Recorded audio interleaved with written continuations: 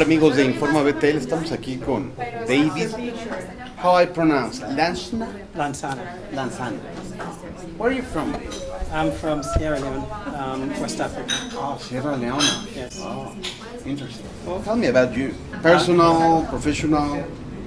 Well, personal, I'm from Sierra Leone. I grew up in Sierra Leone, West Africa. I spent my first 18 years as a child in Sierra Leone, so I went to school there. And came to the UK and have started working in research, and I've been working in research for the last 25 years, especially in innovation research. And then when you begin to work with Kantar? I started working with Kantar TNS 2 years ago. Innovation, very useful word.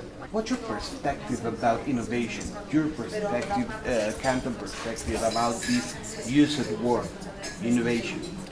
Well, I think innovation is a widely used word, and it could mean a lot of many different things.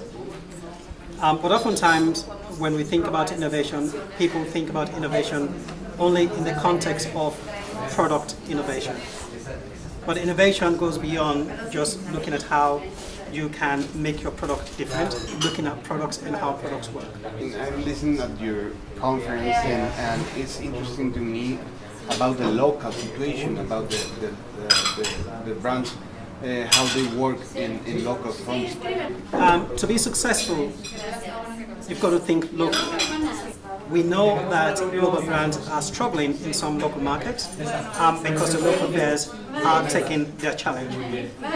So the question then becomes, what are local brands doing so different from the global brands? And for me, the answer to that is that the local brands actually do understand the local context in which brands are used. They also understand the cultural context, and it is the infusion of that cultural context in creating a brand that makes it very different. The reason they are so proud of using their products is because they actually do believe that products are speaking to their needs. Talking about local, how do you feel now is the Mexican market? Well, Mexican market is going through challenges, with inflationary pressures, and these challenges are no different from the challenges that we're facing in Brazil, for example, where there's a lot of inflationary challenges. But even with the challenges in Mexico, I do see that there is an opportunity for business to grow. The only issue there is Mexican brands need to start thinking a little bit differently when they're creating services. It actually does speak to the local needs and tensions that you have identified. What is the moment of innovation to grow? That's an interesting question. So let me break this down. Moment, obviously, is an individual experience that you have that allows you to connect with a brand or product or service. Now, if you want to grow, you need to understand moment from multiple angles. The first is to understand moment from the consumption context, the moment in which the consumption is actually taking place. The second is to understand the moment in which consumers want to interact with your brand. And of course, the third moment that you have, and then the third one, obviously, is to understand what are the experiences can you deliver in the moment of purchase that will make a difference. So those are the three most important moments as you think about driving growth.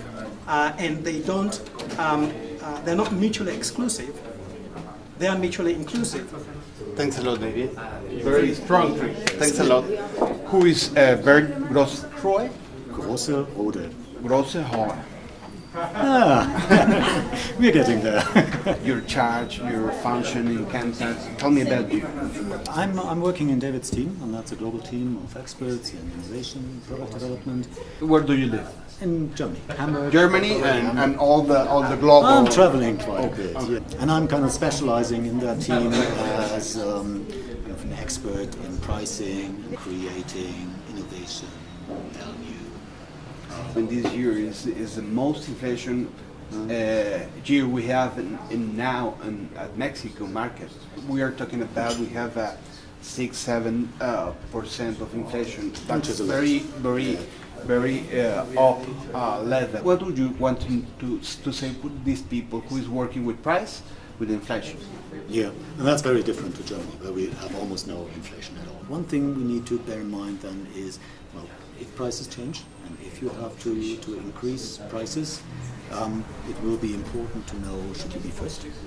Should you go first, which means you could skim the effects, or should you wait?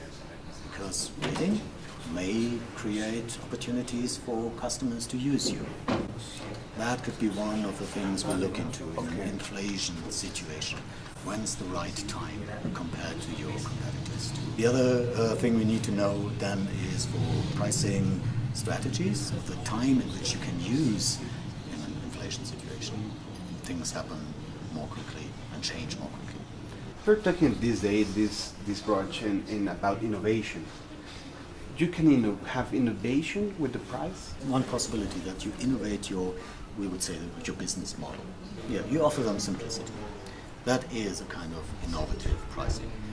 We talked about another example today where you see that manufacturers of printers are not making their money with the device, but with the ink later on. That's also a way of being a bit more creative with your pricing.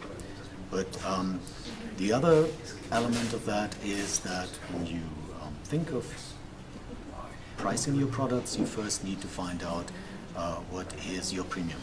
Do you have something that the others do not have? Are you a premium brand? Do you have a premium product? And that's relevant also in a market like Mexico. So when I walked around and had dinner with my colleagues here, we found a lot of craft beers, very expensive. They seem to meet a need that the others cannot do. I don't want to drink craft beer every day. I cannot afford it, but sometimes I want to. I want to celebrate. I want to indulge myself.